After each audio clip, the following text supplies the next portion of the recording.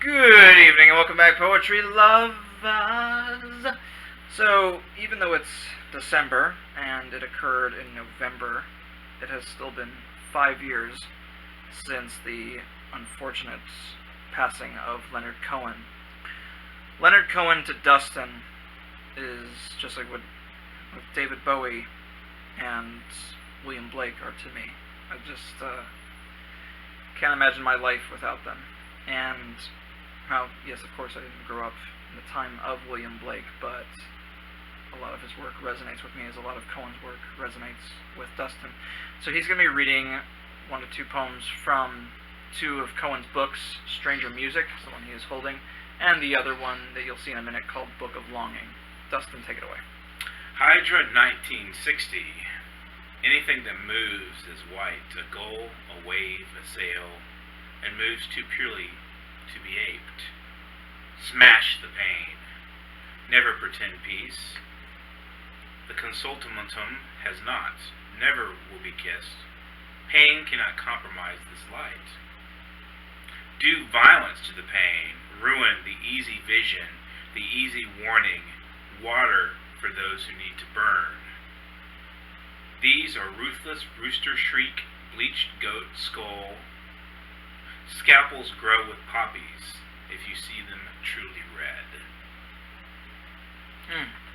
Beautiful. Poem. That's where he lived for a period of time with Marianne. Hydra.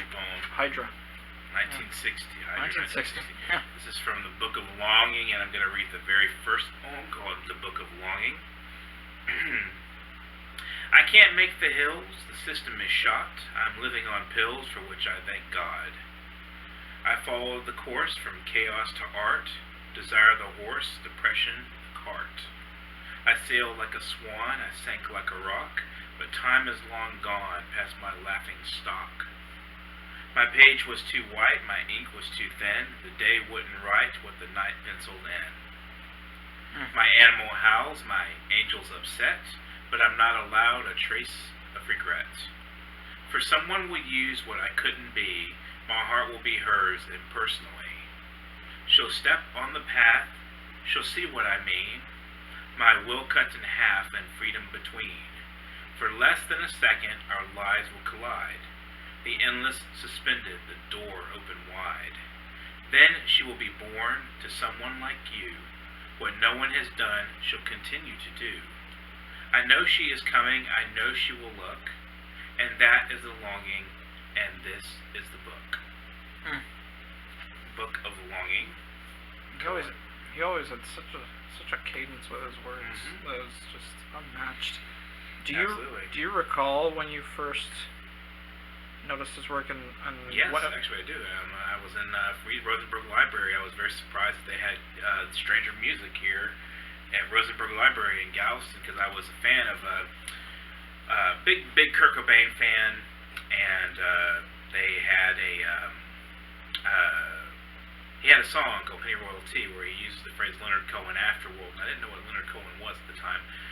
And I looked him up, and I found that he was a poet and a musician, and I read his work, and at first thought, my first impression was, this is very interesting, but then as I got acquainted with it more, it became deeper with me, and I bought a CD eventually called The Future, which is a very popular CD with a lot of people, and it's a beautiful album, and I bought that, and I didn't know I had never heard music quite like it. It seemed kind of old-fashioned. I thought maybe it was even from the 60s or the 50s, but as I got used to listening to the music and listening to the way the words relate to the sound and the way that the feeling of it, it became deeper with me as well with his poetry. His poetry always, when I was younger, I used to try to explicate and try to find a meaning to a poem, and that was what I did originally with him. And then I just realized that it's something you experience. It's not something you try to pick apart and etc. You just kind of read the poem, and what it gives you, the impressions it gives you, that's your experience of the poem. So that to me is what Leonard Cohen is he's a very, very resonant character. My friend Rachel said he's prophetic. He's a prophet. In a loose sense of the meaning of a maker or a person person speaks for God. His words are so powerful; they just resonate across time, across all the energies out there. So I think that's true of him. So if you've not heard of Leonard Cohen, you gotta take a look at his work, his book. I would get Stranger Music and just take a look at that and buy this and read a little bit of it. It's spectacular. This is a good introduction. It has a lot of his lyrics. And so if you like some of the lyrics and some of the words you read, you can check out the CDs. They're all available now pretty widely. So, yeah. Is there an album, I mean, other than The Future, is there an album that, or perhaps even a song that stands out to you? There's quite a few, actually. There's a few songs on Songs of Love and Hate that, something about them, the very dry melancholy that that is present in that album is very resonant to me. I can't think of any songs off the top of my head. There's one on that CD that really strikes me. I'd have to look at the CD itself and get the name of it. I wouldn't know if I recognized it. I would see it. I forgot. Was it the title track that you repeated these lyrics to me a long time ago, like around the time when we first met, and you sort of introduced me to Leonard Cohen in my early 20s. I'm sure I might have heard like one or two of his pieces like growing up, but I guess it wasn't. He's probably an artist that was overlooked during my childhood. But it was "Lie Beside Me, Baby." Now that's in order. That's from The Future. Yeah. Yeah. That's part of the title track. I believe so. Yeah.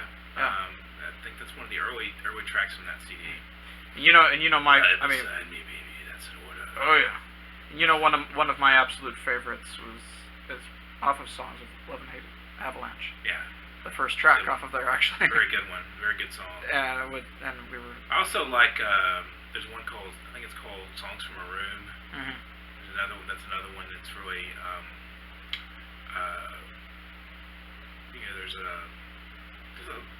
There's not a single album I can single out really. The Future struck me because it was my first experience with Leonard Cohen, and I listened to the lyrics. I've never heard anything like Give Me Stalin and St. Paul, stuff like that. I'm like, wow, what is that? What does that even mean? And that just struck me. It's like it's so enigmatic and so powerful in and of itself. And you think about it, and it's such a powerful statement of individual human nature in a way, and a collective human nature that I don't think there's anything else like that song. That particular song is really strong to me. Yeah, I remember. I suppose glancing through Stranger Music before I bought it myself, and just reading some of the sample pieces, and I was just mesmerized. Like, where has this person been all my life? Mm-hmm. That's how I felt when I got accustomed with him too. I was like, how did I miss this? I found this book at Alvin's library, Alvin, Texas. I found it in Galveston originally, and I was surprised there, and then I found it in Alvin in a hardback, and I read it. And that Hydra 1960 was the one I read. I've read this book multiple times, and Hydra 1960 is the one that sticks out the most to me amongst these wonderful works. He also has a novel, like a mini novel. I don't know if it's like a novella called Beautiful Losers, which is I have a copy of it. I've never read it. I honestly never read it. Here it is. Zach pulled it out. Banned books. I'm not sure why it was banned. It wouldn't surprise me at all. But this is from The Independent. That's a publication out of the UK, and this is a really. I bought this. I haven't read it. I need to read it. But yeah, this is something that I would definitely.